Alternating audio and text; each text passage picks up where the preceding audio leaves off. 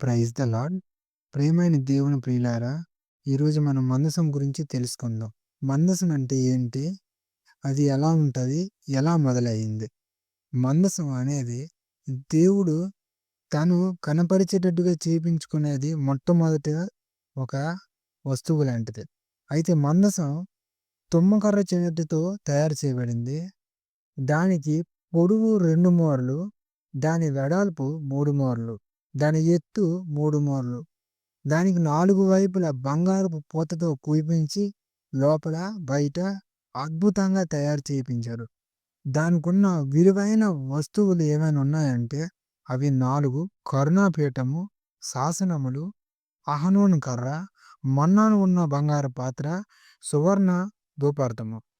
అద్భుతమైన ఈ మందస ఎన్నో అద్భుతాలు చేసుకుంటూ ఉన్నది. యెహోషువ ఈ మందసమును పట్టుకొని ఎక్కడికెళ్ళినా విజయంతో ముందుకు వెళ్ళడం ప్రతి రాజుకి ఎప్పుడైతే తెలియజేసిందో అప్పుడు ప్రతి రాజు కూడా ఆ మందసమును కోసం యుద్ధం చేయడానికి వచ్చారు. ఈ మందసంలో 2 అద్భుతాలు మనకి తెలియపరిచారు. ఒకటి, యెరికో గోడల చుట్టూ 7 దినాలు తిరిగి 7వ దినాన 7 మార్లు తిరిగి యెరికో గోడలు పగిలి కూలిపోయేటట్టుగా చేసింది.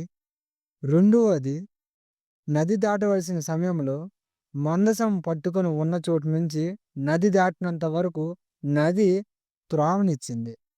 ఇది మనం చూసినట్టు అయితే ఈ వీడియోలో మందసం ఉన్న గొప్ప అద్భుతమైన సూచక్రియలు ఎన్నో జరిగాయి.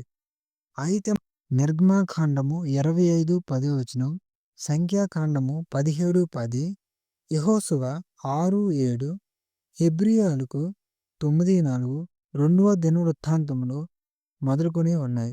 ఈ అద్భుతమైన ఈ సూచక్రియలు మన బైబిల్లో లిఖించబడ్డాయి. ఇలాంటి వీడియోస్ మరికొన్ని ఎన్నో చూపించబోతున్నాను. చూడండి ఫ్రెండ్స్. Thank you.